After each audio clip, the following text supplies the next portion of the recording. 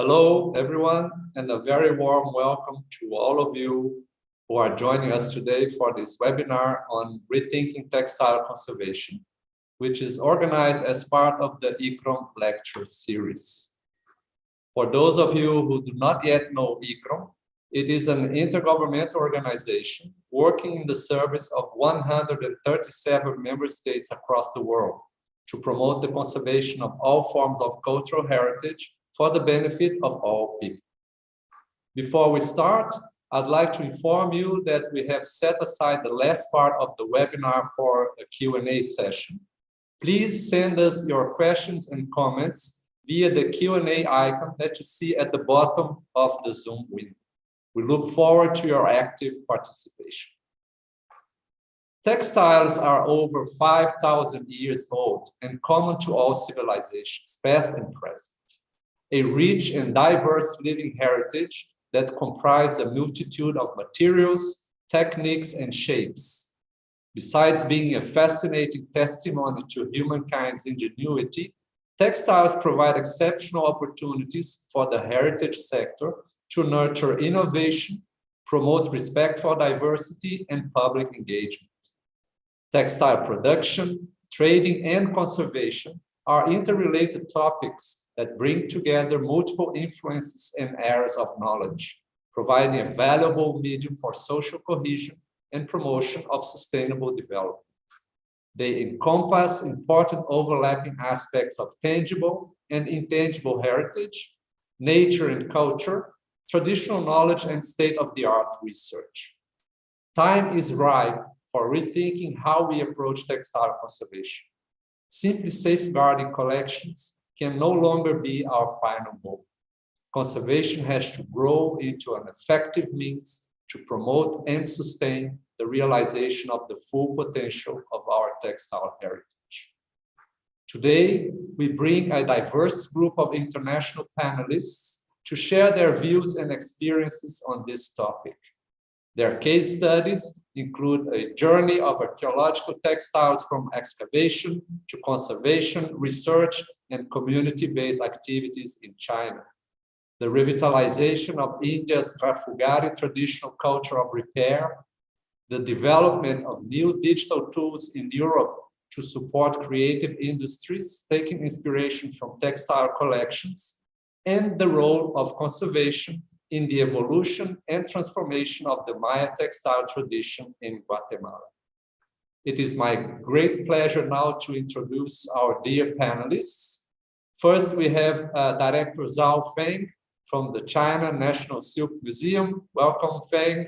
Thanks for being with us here today. Then we have Mar Gaitan from Spain. Mar is research assistant at the University of Valencia. Welcome, Mar, and thanks for joining us today. The third speaker will be Rini Hazel Templeton from India. Rini is research assistant at the National Museum Institute. Welcome, Rini. Thank you for joining us today. And last but not least, from Guatemala, we have Barbara Noque de Araton, who's associate investigator at the Shawl Museum of Indigenous Dress in Guatemala. So welcome to you all, and thanks once again for participating in the webinar with us. The first presentation will be Feng's, and it will be about the journey of textile conservation from archaeology to community-based activities. Feng's presentation has been pre-recorded, so let's watch it, please. Thank you.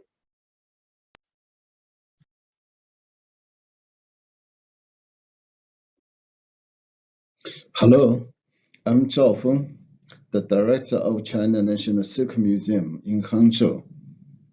Today, I'm very pleased to give a lecture for ICCROM lecture series, Rethinking Textile Conservation.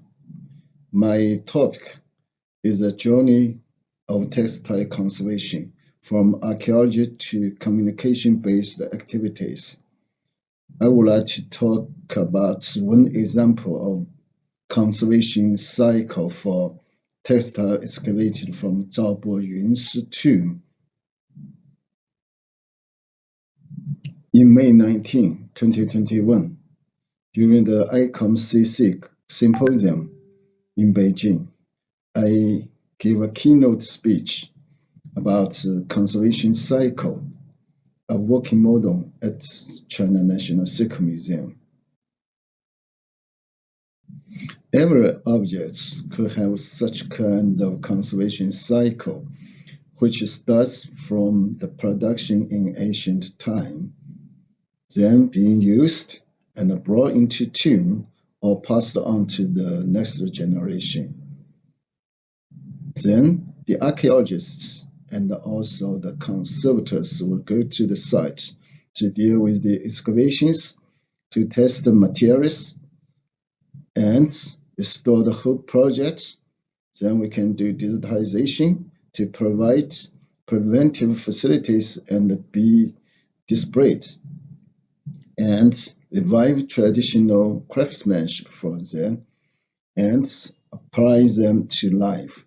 And finally, some of them will come into the museum again and as a collection of the museum.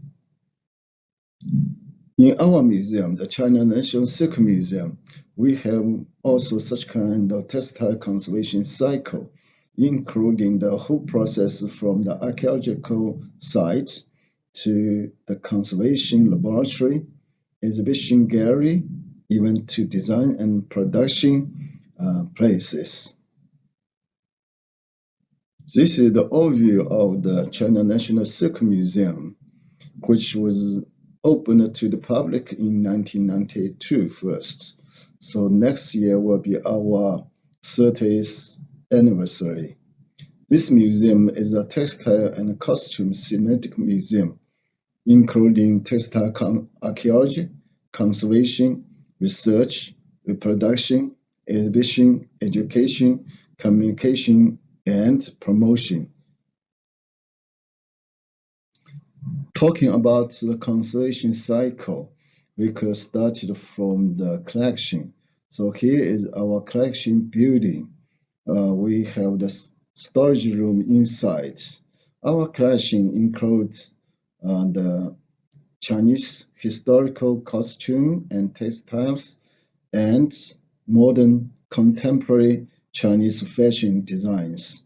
And also we have the collections from the West, like Europe and America, and we have the collection from Southeast Asia, India, these places. In the same collection building, we have a series of laboratories where we can have the reference collection and also the fiber laboratory, the dye laboratory. We have a special room for the conservation process 3D recording system, which consists of 24 color cameras. Regarding the gallery, we have a textile and fashion exhibition galleries. Most of them, they are permanent exhibitions, like Silk Road Gallery, Intangible Cultural Heritage Gallery, Textile Conservation Gallery, and Fashion Gallery. Among all the galleries, we have a special gallery called Textile Conservation Gallery. On the second floor, we have a gallery with all the objects after the conservation. But from the second floor, the visitors can look down to the first floor where the conservation space is, from the cleaning to digitization to restoration and to packing. We have also a loom gallery where we can reproduce the fabric, the ancient fabric, use traditional loom and the traditional weaving method. We have also some new fashion gallery. One is for the Chinese fashion, the other is for the Western fashion. We have several education space. In the garden, we have the mulberry garden and also the fiber garden, the dye garden. And we have a mulberry sericulture house where we can do some training course for the dyeing, for the weaving, for different handcraftsmanship. We have a beautiful campus and a lake, so we can do a fashion show. Probably it's not only the contemporary fashion, but also the fashion based on the traditional designs. We can play it on the stage. So that's the whole cycle, conservation cycle for the textile in our museum. During my talk for ICOM-CC, I gave 3 cases. One is about textiles from Dunhuang. The second is the costume from Wangdian, dated back to Ming Dynasty. The third is the loom excavated from Chengdu. But today, I would like to talk about the textiles and the costumes from Zhao Buyun's tomb, dated to 1216. Zhao Buyun was born in 1155. He is the 7th grandson of Zhao Kuangying, the founder of Song Dynasty. He married with Miss Li.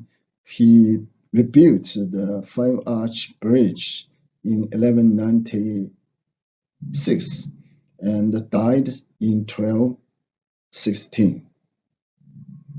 Here is the whole process of the archaeology of Zhao Buyun's tomb. On May 2nd, 2016, the tomb was found during construction. The second day, Zhao Buyun's wife's epitaph was found, so Zhao Buyun was identified. On May 4th, archaeologists came to the real place. On May 5th, the coffin was lifted from the tomb and moved into the local museum, the Huangyan Museum. At the same time, a conservation team from our museum, led by Wang Zhiqiang and Zhou Yang, arrived in Huangyan and began to prepare all the conservation work. On May 6th, the coffin was opened, so there's one corpse inside with wrapped with a lot of silks.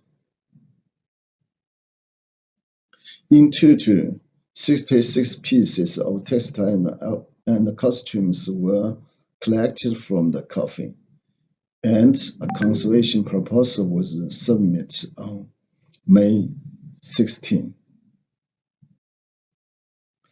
Almost all the findings from this tomb are textiles and costumes, but they also find some small pieces of jade and crystals. On May 23, Zhou Yang and I went to Huangyan again, and we checked all the pieces from the excavation. Then we did the press release to the media.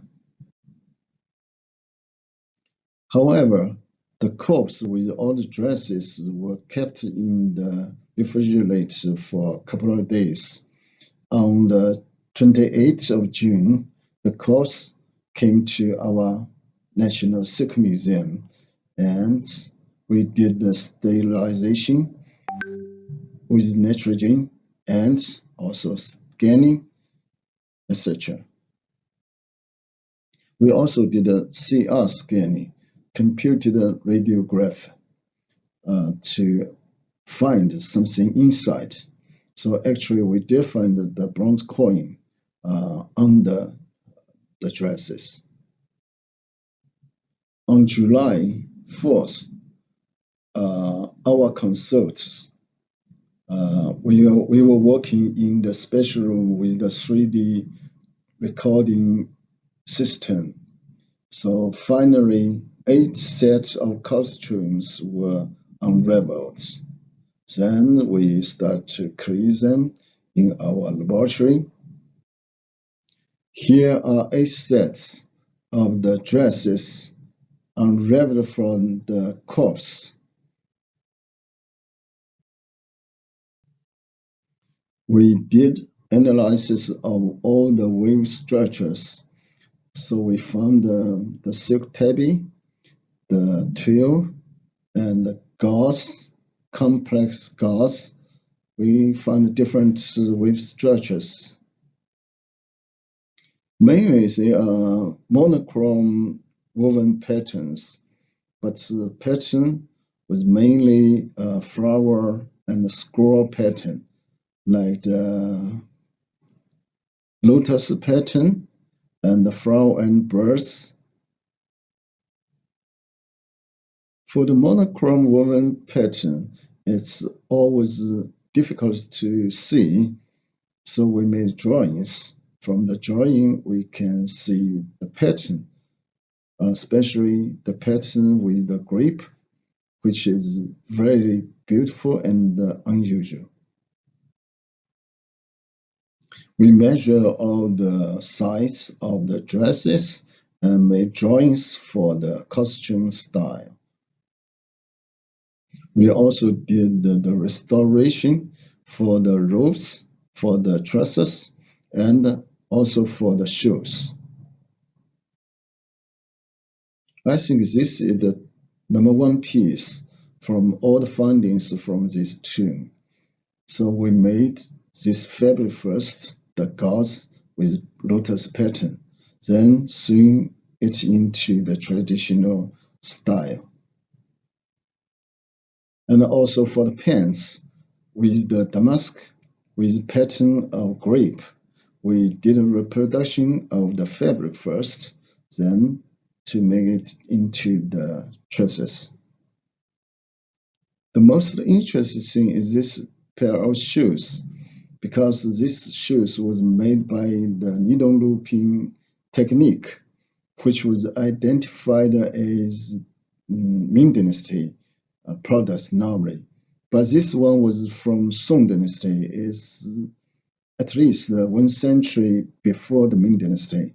So this is the earliest example of the needle looping technique. So my students try to make a reproduction for these shoes. All these objects were displayed in different special exhibitions. The first one was during the G20 summit Hangzhou. So many first ladies came to this exhibition and saw these findings. In the conservation gallery, we did a special exhibition for the whole set of the findings from this tomb. In 2020, we made a special Chinese costume festival focused on the Song Dynasty. So we invite all the fans to come to see the real piece from the tomb in very close distance. And we had a special evening for the Song costume. So people tried to copy some Song Dynasty dresses and made performance in our museum. They did some short videos. So we can see the man who is wearing the dresses. Actually, they copied these dresses from Zhao Boyun's dress. Nowadays, we can find the statue of Zhao Boyun is standing Huangyan's park. The dresses, actually, it's the copy of the dresses from the tomb. Now is the conclusion, the advantages of the conservation cycle. The advantages of the conservation cycle has been already mentioned in my previous talk at ICOM-CC. One more professional team can do all the steps of the conservation work for the whole cycle. More collaborations between conservators, art historians, scientists, and designers. Thank you very much for your attention. Welcome to visit China National Silk Museum. Here is my email address, and also you can find China National Silk Museum on Facebook and Twitter. Thank you, Director Pham, for taking us on this fascinating journey, showing the key role of conservation to fully activate archaeological textile findings through research, documentation, treatment, and especially proactively ensuring their accessibility to different stakeholders, thus unlocking their full value. If you have questions for Director Pham, please send them through the Q&A function, and we'll see you back, Director Pham, at the end of the webinar for the questions. Thank you very much. I would now like to turn to Mar in Spain, who will talk about sharing a living heritage through the Silk Now project. Mar, the floor is yours. Thank you. Thank you so much. Hello, everyone. Let me share my screen. Just a quick second. Okay, now I'm supposed to be sharing it.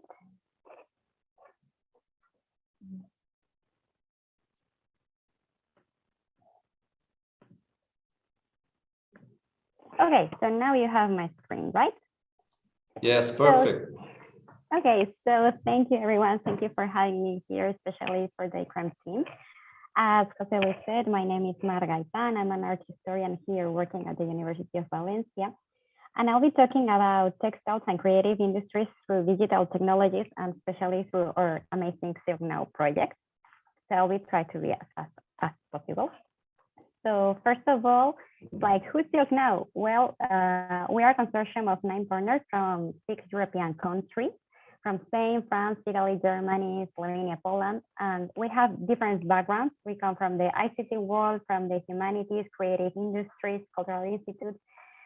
So it was a huge consortium, and unfortunately our project is already over. Well, the good things have to come to an end, but we did a lot of things. And during our project, we were always wondering, what can we do to preserve silk heritage? Our project is mainly based on this. So we are always saying, like, okay, silk heritage is not something about a distant past or something related to luxury, but it's also something quite alive. I mean, here in Valencia, for example, we still have the fallas, and the traditional costume is made on silk. So it is, for us, it's quite an important heritage. But also we were always saying, okay, but it is not only about tangible heritage, but it is also about intangible heritage related, especially to the weaving historical techniques. And of course, this technology, I'm sure everyone knows that the punch cards were invented for the jacquard long before the modern computers were invented. So in some way, we always try to have this metaphor to join the past and the present, and our motto is weaving our past into the future. So what results do we have? We have a lot of results. I'm going to be as quick as possible because it's not our main topic. We created a multilingual thesaurus in English, French, Italian, and Spanish. It has more than 800 words, all based on silk heritage. We also created a virtual loom that acts as a digital memory. So you can actually see how a fabric is weaved. You can actually go and see the warp and weft. And the main thing about this tool is that you actually can print it in 3D. So it has a lot of possibilities for, especially for conservation and for didactic purposes in museums. We also created this Ada silk. It's called Ada in honor to Ada Lovelace, the first woman programmer. And it contains collections for more than 15 museums over Europe and the States and the United States. So you can go a click, and I want to see all the, I don't know, techniques related to brocade that has this collection. So it's quite good. And within this Ada silk, we created this spatio-temporal map. So you can see, for example, you can see, give me a brocade that has a silver thread from the 16th century, and then boom, you have it in just one page.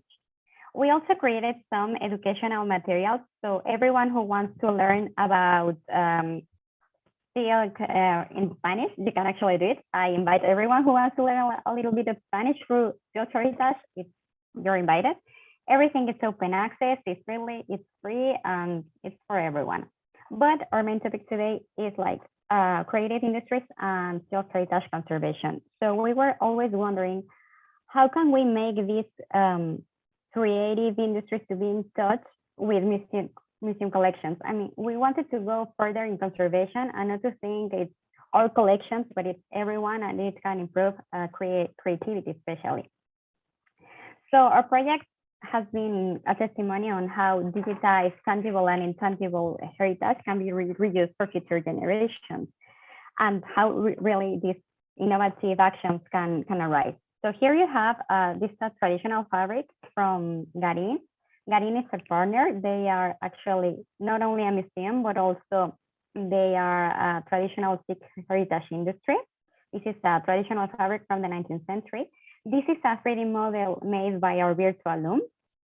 And this is a 3D printing model made by our partners, Monkey Fab, who are a 3D printing company. So you can see like the whole process, and we put them all in contact and say, okay, what can you do with this? So let me, I'm going to put the video while I speak.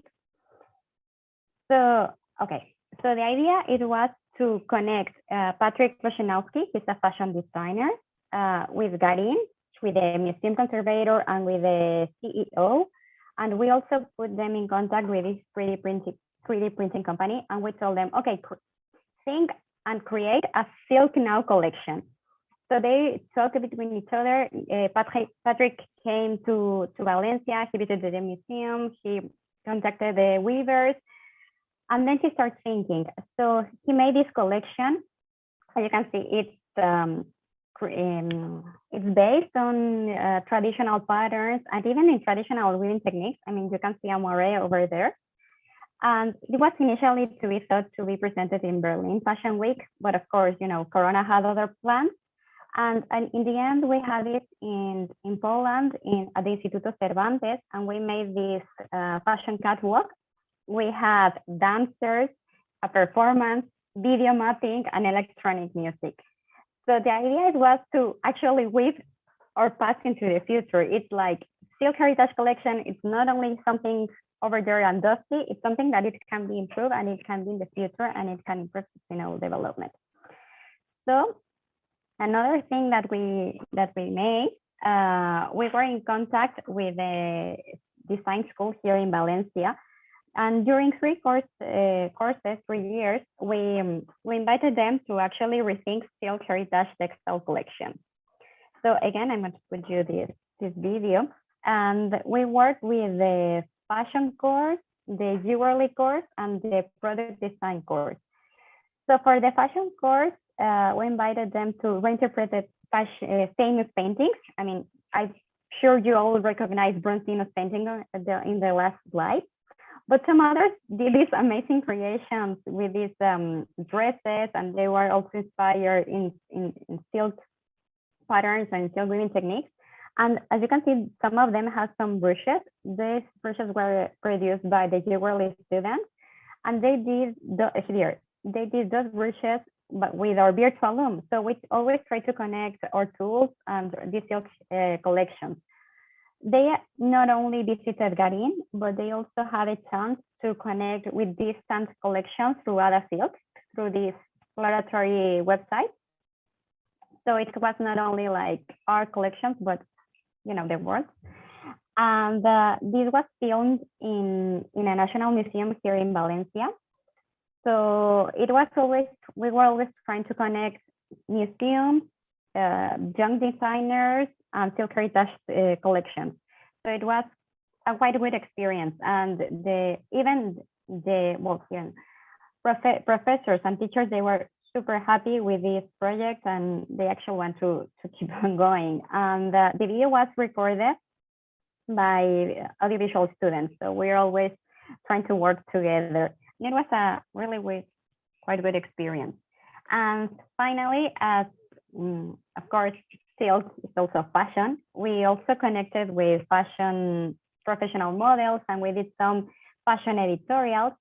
And again, I'm going to show you.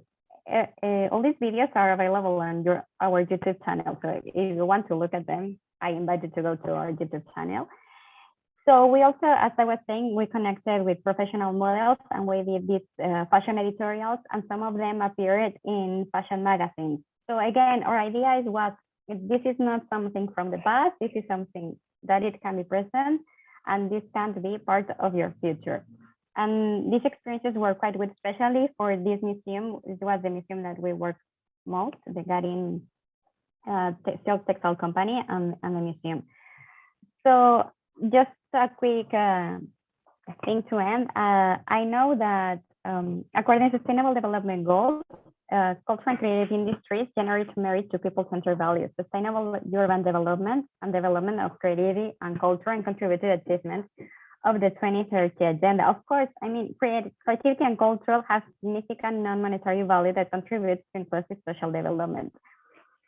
So to end with, I want to say this because we work a lot with these creative industries, from fashion industries, from 3D printing, from design schools, and we work all together. And we actually can say this: the bonds between creative industries, cultural heritage organizations, and education institutions, particularly those devoted to art and creativity professions, should be encouraged and strengthened. I mean, we actually have to think conservation not only as something from the past and something from museums, but also to think our collections to promote sustainable development and actually achieve this the full potential of still, well, in our case, it was still heritage. And I want to encourage everyone that is working in a museum to go and work with, especially with young designers. They are so creative. So we have an amazing experience working with digital technologies and still heritage collections. So I think I achieved my time, and this is it. Thank you very much. Thank you very much, Mar, for an inspiring presentation showing the potential of integrating textile conservation with new digital tools and technologies to promote the cultural and creative industries and to enhance the work of educational institutions. So therefore, making concrete contributions towards several sustainable development goals of the United Nations 2030 agenda. So we'll see you back at the Q&A. Thank you, Mar. And now I'll take you to India, from where Rini will tell us about her work with revisiting the Rafugari traditional culture of repair. Rini, the floor is yours. Thank you. Thank you for the opportunity to speak on our project Rafugari, reviving the dying art of Rafu. Next. This is a brief overview of the presentation. Next. As we all are aware, we are facing a climate crisis.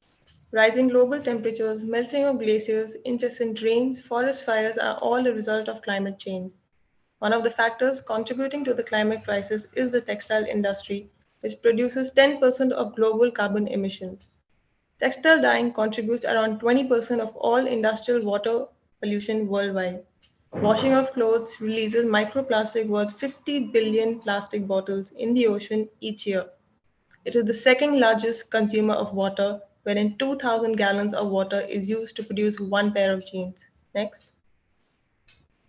The textile industry is the second largest polluter in the world, where 85% of textiles are dumped in landfills every year.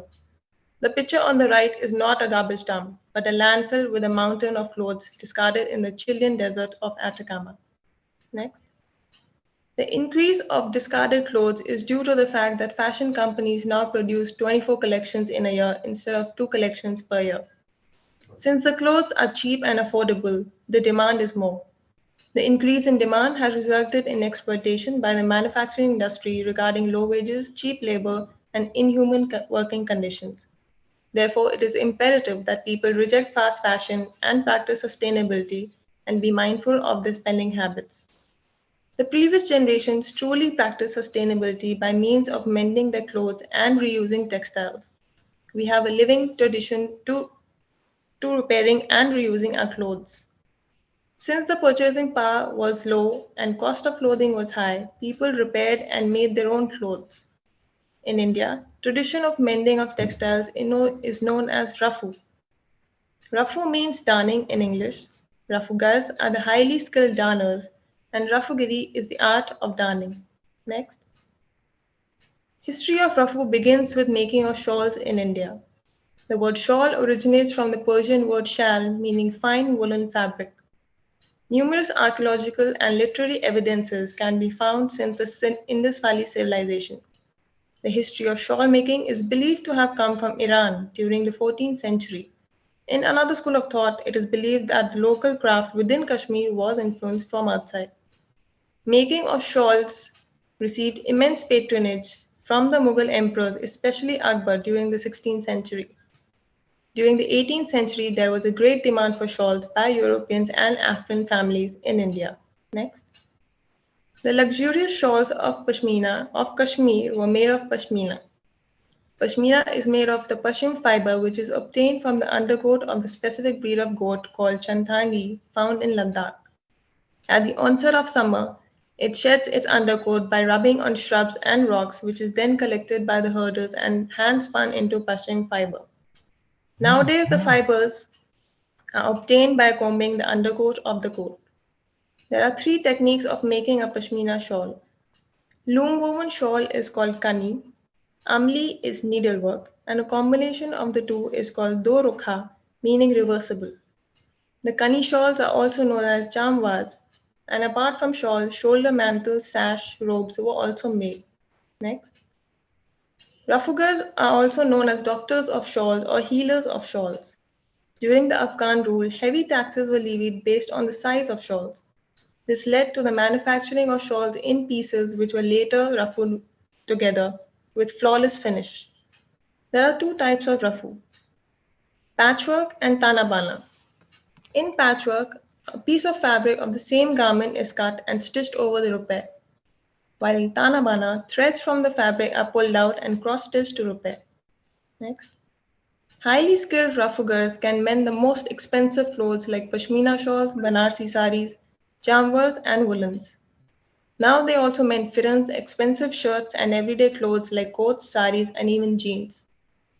Only 5-6 highly skilled Kashmiri rafugars are left, and a few in Najibabad, a city in the northern state of India. Previously, rafu of original jamwars, Pashmina, Banarsi work was handsomely paid. In the present scenario, although work is available, there aren't many highly skilled rafugars left, and the younger generation does not want to take up this craft. Next. Traditional mending techniques like rafu have many similarities with the modern-day textile conservation techniques. They are modified versions of traditional mending practices. In textile conservation, mending of tears requires stabilization using conservation-grade netted patch and conservation threads, whereas in traditional rafu, same thread from the cloth is pulled and used for mending. A textile conservator carefully aligns warps and wefts and maintains the appropriate tension around the damaged areas. The threads, fabric, and dyes used are all conservation grade. The only significant difference between traditional rafu and textile conservation approach is the reversibility. In conservation, the process requires it to be reversible, whereas traditional rafu is extremely secure and long-lasting. Mending. On the left is an example of textile conservation on a silk pitchwai as done for museum textile, whereas on the right is an example of a not-so-good rafu work on a contemporary silk sari. Conservation should be accessible to the people for conserving everyday textiles. Rafu is the perfect marriage between them. Providing a bridge between conservation and rafugars will not only help in generating employment opportunities, but help keep this dying art of rafugari alive. Nowadays, machine-made rafu is also done, but the hand-stitched rafu is a dying art. Next. Although darning is done in place of textile conservation in many museums and practiced by textile conservators themselves, conservation skills for conserving museum textiles are not required to repair daily wear clothes. Conservation of daily wear textiles must be encouraged through our living tradition of repair, rafu. The materials used for conserving museum textiles are very expensive and defeats the purpose of conservation being accessible to the people. Moreover, darning stitches may be too invasive for conserving delicate heritage textiles. Museum textiles only require stabilization with minimum stitches and do not require strong stitches since there is no wear and tear, only to be displayed or stored. Whereas rafu is more restorative and its stitches need to be strong to withstand wear and tear. Next. This project of reviving the dying art of rafu is a perfect example of sustainability. Being a male-dominated industry, training women for this project in Rafugari aligns with the UN's Sustainable Development Goals of gender equality, decent work, and economic growth. The art of repair must be encouraged over buying of fast fashion. Reviving this living heritage of Rafu is the need of the hour for saving this intangible heritage as well as for facing the climate crisis. Thank you once again. And now I'd like to share a video of Rafu Gar mending a beautiful sari.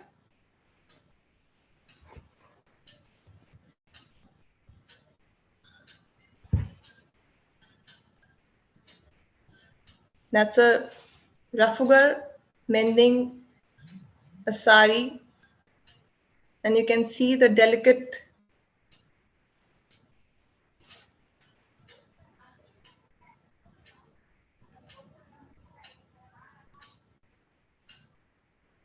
you cannot actually see the mend in this work.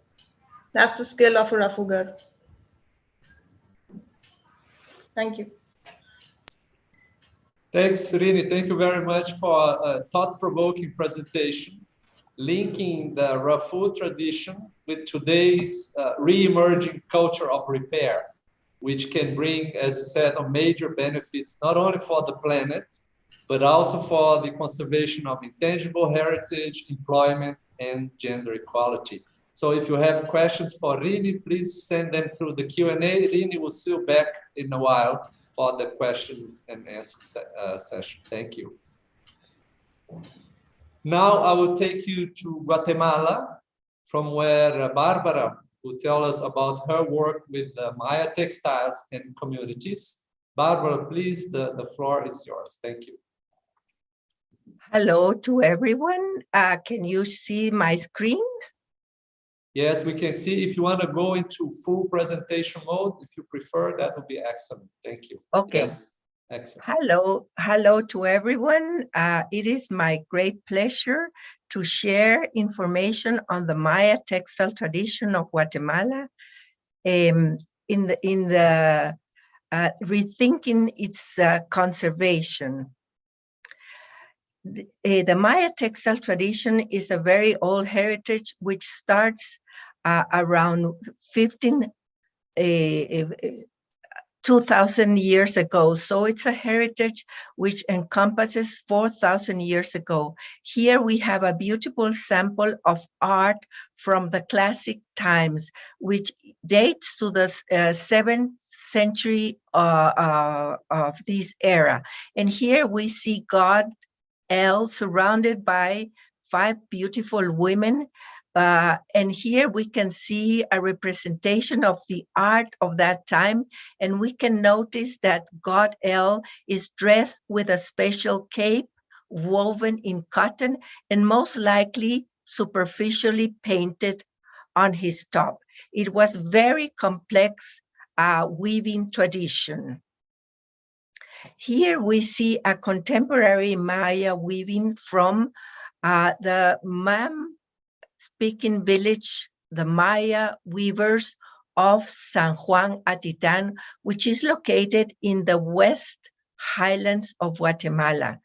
They work in the backstrap loom, as you can notice here, weaving with the brocading technique.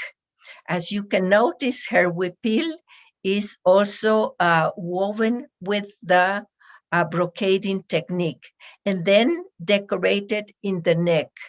But as you can notice, it is a very colorful dress, a huipil. That's the blouse or tunic that she wears. And now the traditional fiber, which is in fashion, is acrylic. Now we go to a very different village, a Chi-speaking village located in San Miguel Chicaj. And here we see that she is weaving a panel to make a huipil also in the brocading technique with her backstrap loom. Now, what happens in Guatemala? In Guatemala, the Ixchel Museum of Indigenous Dress has a collection of around 8,000 pieces coming from 147 municipalities or counties. Now, in those villages, there are some religious brotherhoods or cofradías called in Spanish, and the members of those cofradías will wear special garments to participate in their ceremonies or ritual occasions. On the left, we see a mayordomo or steward who will wear a special suit hand woven in the backstrap loom, and that's a sign of his hierarchy.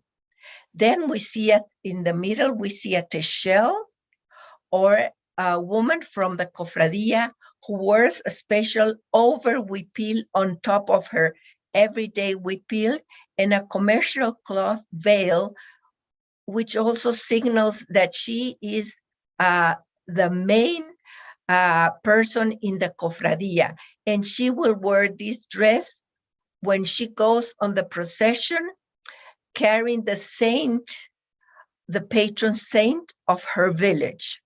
Now, in the right, we see the major's wife.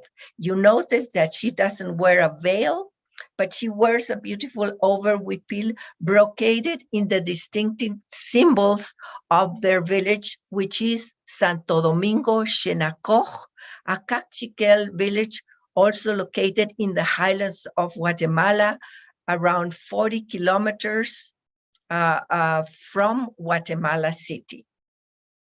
And this, you can see, it's a very alive tradition, and you can see several members of this cofradía walking with these special garments, and also afterwards they will take them off, because they will go into ceremonies in which all the members of the cofradía participate, and also in eating their special food for the occasion after going to mass and after going to the cofradía house. Now, what happens? We have such a great variety in the textile tradition that, for instance, San Antonio Palopó, located near the beautiful lake of Lake Catitlán, we have these women from 1977 in which this photograph was taken, and in their huipil, as you can notice, red was the predominant color, not only for the huipil, but also for the sash, for the headband, and blue for the skirt, or corte, we call it in Spanish. That corte originally was dyed with indigo, and the huipil with synthetic dyes. Now, what happens 30 years after, we see a big shift to blues. Blue became the color of fashion, and it was this whole garment that transformed its chromatic appearance. Now, we go to the Ixchel Museum. The Ixchel Museum is located in the city of Guatemala, and in this way you can see how textiles are stored. This is a big effort for Guatemalan standards. We are a country that suffers from extreme poverty and poverty. Now, in boxes, some of the huipiles or over huipiles are stored. Also in duropor plates, some pieces like suits or cloths like the ones that I showed you that was worn by the mayordomo or steward from the cofradía. And also that's a panel from Ahuipil from San Pedro Zacatepeques. That's a highland located in the west part of Guatemala near Mexico, with beautiful brocading done in the footloom with the colors and designs characteristic of that village. Now, the Exchange Museum includes around 8,000 textile pieces nowadays, and the registry covers general data, the date, which is something that is not easy because it depends on the date of purchase, the date that the panel or what garment was woven, measurements, material. In Guatemala, cotton, cotton, white cotton, brown cotton are one of the main fibers, although silk was used since colonial times brought by the Spaniards and only used by very special garments like huipiles or over huipiles until the 1940s or 50s, although in some very special huipiles you will see the use of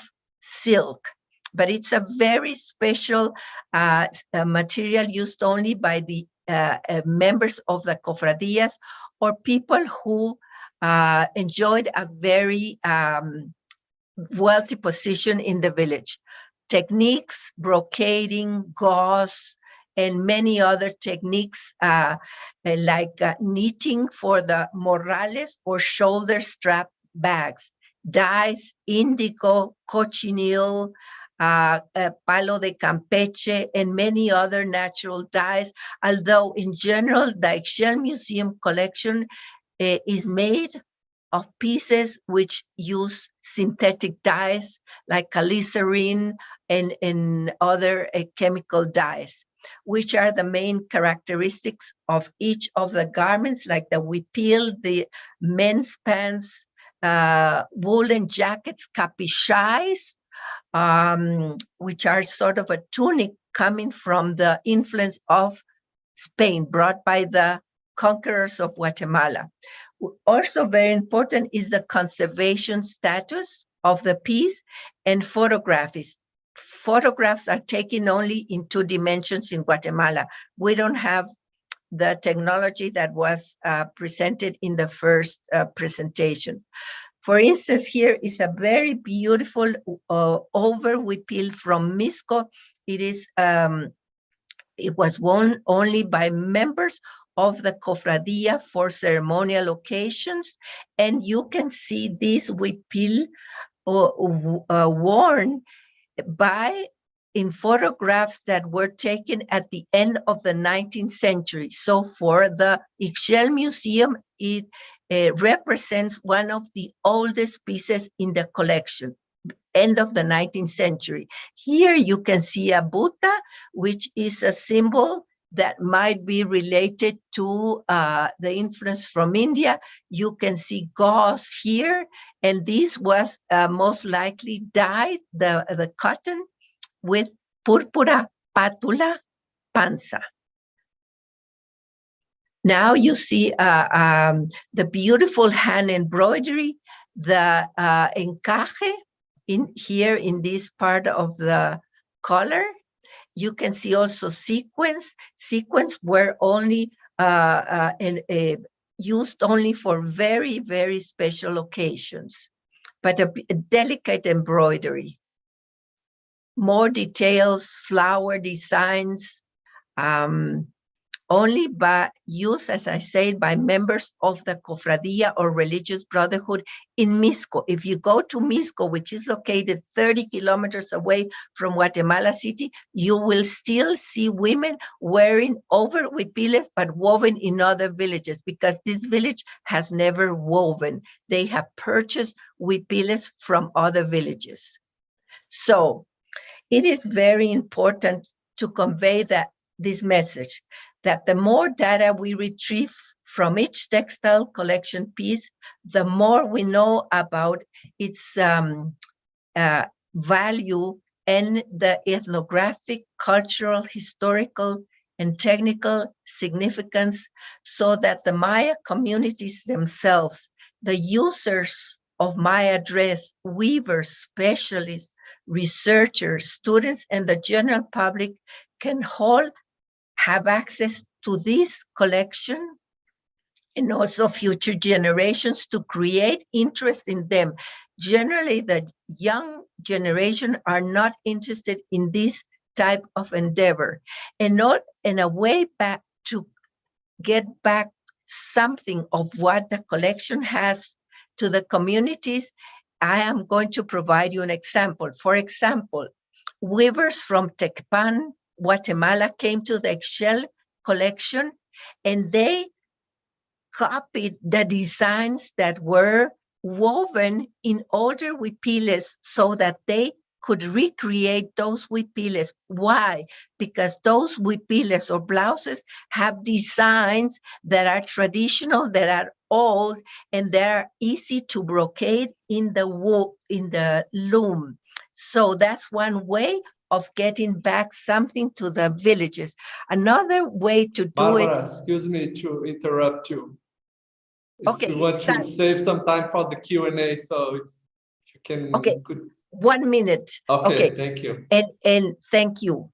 And so another way to get this information back is to take all this data that we get in the field to the communities themselves. And also we have educational programs for children. So this is a big challenge to get all of this back to where it belongs. Thank you very much.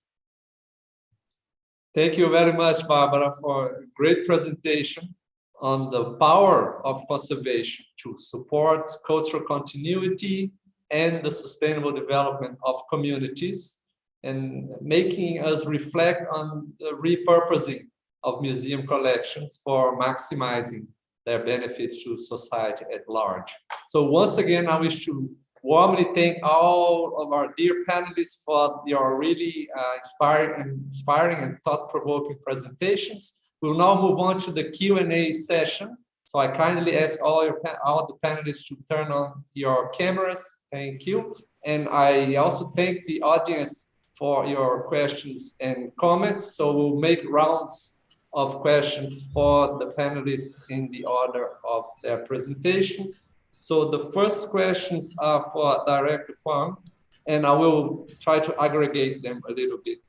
So with the real appreciation for the fascinating talk, first question was if you could share something about the actual treatments that were implemented on the archaeological findings. And in relation to that, there was a question if conservation treatments for silk are somehow specific or different from cotton and other textile materials. And then a third question, I mean, a little bit was related to the project. There was a question about in terms of conservation and treatment of human remains. So what was done with the body found in the excavation? Thank you. Your microphone is muted, Director. Okay, thank you. Thank you for the questions.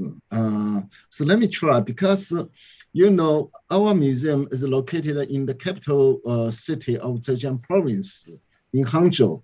But the real place, the site was maybe like half-day driving distance from our place. So actually we got this news in an evening. So we got a phone call from them. So we just try to teach them, tell them how to deal with the first treatment with the coffee.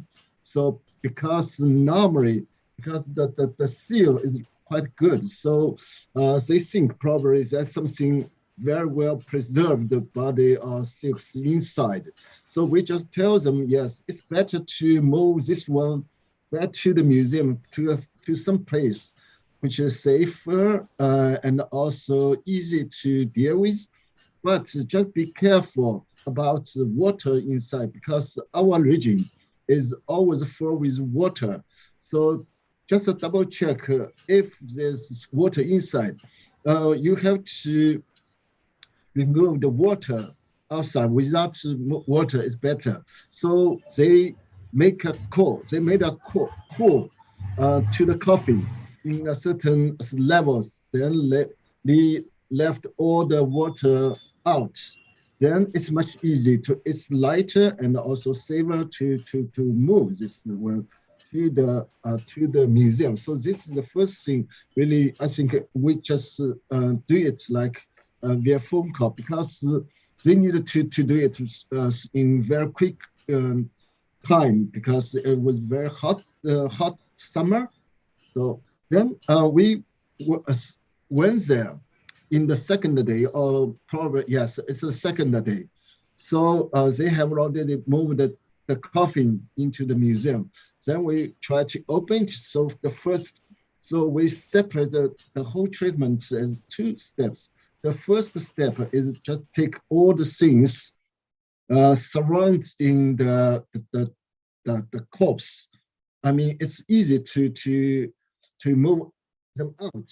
So for this textiles things, we did it in the museum, in the local museum, but we asked them to keep the corpse and also the textile wrapping the corpse in the refrigerator. Then we try to have a good transportation facilities after more or less like, I think it's more or less like 1 month. Then they move all the corpse into our museum. So it's half-day transportation. Then in our museum, we can do it slowly with all the documentation. But when we do this treatment, we open the textile, the clothes first. Then we found actually the body, most of the things are gone already. Only the bones are left. So actually we took the bone first out. So we treat them from inside, from inner parts. Actually, it has 8 layers of the costume for this body. So we took them one layer by one layer. But finally, the bone, we wrap it, then send it back to the local museum. I think they, yes, they are going to do all the other research to measure the bones or something like that. I don't know exactly up there. Normally, I think they are going to bury it back to, or maybe I don't know about the later. So I don't know about our place.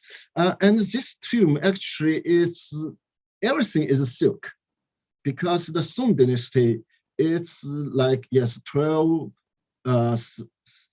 16, more or less like exactly 800 years ago, just before our excavation. It's exactly 800 years. During that time, we didn't have the cotton yet. The cotton was used after the Song dynasty in our country, also in our place, I mean, in Zhejiang province. But normally, if we do deal with it with silk and the cotton, actually there's nothing very special. But for the silk, we definitely will use the neutral detergent to wash it, to clean it. But for the cotton, maybe slightly different. So I mean, this is something I can totally. Thank you very much. Thank you very much, Director Feng. So we move on now to Mar. So, and the comment was very interesting how the traditional fabric is being explored as by the creative industries. And the question is, I'm wondering, other than in fashion, where and how the traditional fabric can be or are being explored. And then I'll add a second question also for you, Mar, from another participant from the audience. What sort of 3D printing filament was used for the fashion show outfits? Thank you. So yes, thank you, Rosalie. Yeah, actually, regarding the first question, as I showed you, besides fashion, which is the most easy way to explore these silk heritage collections linked with creative industries, I think working with design schools, design schools are not only fashion. We work with product design students. Product design is the people that actually sell us things. For example, we told them like, okay, we want to sort of sell silk heritage, and they created a board game, and this is true. They created a board game based on silk heritage, and it was quite good. And they also created, I don't know, for example, an exhibition, theater, an urban theater, a walking, and also video mapping, for example, on a museum. So possibilities are incredible, huge. And regarding, I don't know, jewelry, I mean, yeah, jewelry can be seen as fashion, but they also wanted to sort of sell their brushes. I don't know, I think possibilities are huge, and I would recommend to go directly to your design school students because they are the ones that are really creative. And a board game for us was what? A board game, really? And it was quite good. And regarding the second question, we use it's called a fused filament. It's actually quite, as our 3D printing company told us, it's a quite common filament that is used on 3D printing, and it's the patent is actually over, so it's everyone can use it. So let's say, and we use bioplastics. I forgot to tell you that because we didn't want to produce more plastic and for the environment, so we use bioplastics. So we were actually trying to wonder in this area, and how can we actually promote sustainable development without using plastics. Excellent. Thank you very much, Mar. So the next questions are for Rini about the RAFU. Is there currently an initiative to teach skills to women or to more people in general? And then the subsequent question is about dye analysis. Is it carried out on the museum collection using research equipment? Or are dye staffs known only through contextual information? Thank you. There have been initiatives by government, NGOs, and private individuals to train people in Rafugiri, but women, I mean, I don't know if it is being continued, but as far as I know, not much training for either, whether men or women. And regarding dye staffs, I mean, both. If there is an opportunity, if there is a sample that you can test, then obviously, and if not, then you research as much as you can. Thank you, Rini. Now the next question is for Barbara. So the first one is, are the Guatemalan people who are leaving the country bringing their textile traditions with them? And then the next one is, how is the information about embroidery and patterns spread? Is this primarily done through the internet or through outreach events or otherwise? Thank you. Thank you very much for the questions. If I understood well, the question is, how is this tradition kept alive? It's the Maya women who still weave in their backstrap looms who keep alive this tradition. Although in the last 2 or 3 decades, a big change has taken place. Why? Because, for instance, the Maya women traditionally didn't weave in the foot loom. Now they are doing it because it weaves faster and it is more productive for them. And also because we have to think of migration. We have a great deal of migration to the United States of America. and people send their money. And that means that those women can get this money and they can buy the materials they want. They can weave the designs they want. So it has meant more liberty for them to create and to weave whatever they want to weave. The second question has to do with embroidery. Embroidery is a fascinating topic, and we even presented an exhibit that was very well received. We have exhibits for 5 or 6 years in Guatemala. It's not like in your countries, but this exhibit was made.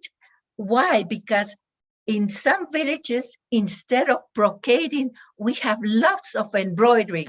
I'm weaving a huipil, which is hand embroidered. Now, this is tradition in some villages. In other villages, they are machine weaving, and also they are using computers to brocade and to embroider. And the big change came about 5 years ago. We are sublimating. I don't know how you say it in English. That means that you print in cloth. And that means that if you see a huipil from San Antonio, Aguascalientes at a distance, you think it's woven in the backstrap loom. No, it was sublimated. So that's a big change for the Maya textile tradition. So we have lots of changes going on thanks to technology. So preserving becomes a great challenge. And this is important because most Guatemalans are not interested in the Maya textile tradition.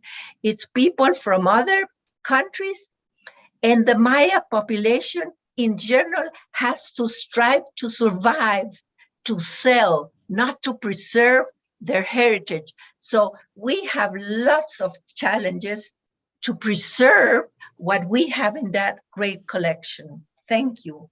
Thank you very much, Barbara. Thanks everyone for not the inspiring and thought-provoking contributions. Unfortunately, we have reached the end of our time available today for the webinar, which I hope has been inspirational for everyone to rethink the conservation of our textile heritage in terms of unlocking its full potential to benefit people, planet, prosperity, peace, and partnerships. Also, let me take a minute to say that I'm very pleased to announce that ICROM is co-organizing with the China National Silk Museum a series of 3 international courses on this very topic of rethinking textile conservation. The first of which will take place in the second half of 2022, hopefully in person and on site at the museum facilities, not depending on the COVID situation. So please stay tuned and check our website for the course announcement at the beginning of next year. I'd like to sincerely thank our speakers who have so kindly given their time to be with us today, and also our organizing team here at ICROM who have been working hard behind the scenes to bring these webinars to you. I'd also like to thank especially all of you who have joined us today for your interest and for your active participation. The recording of the webinar will soon be available on the ICROM website, where you can also find previous webinars recordings from the ICROM lecture series, as well as on ICROM's YouTube channel. This has been the last webinar of the ICROM lecture series in 2021. We hope you have enjoyed the variety of webinars organized this year.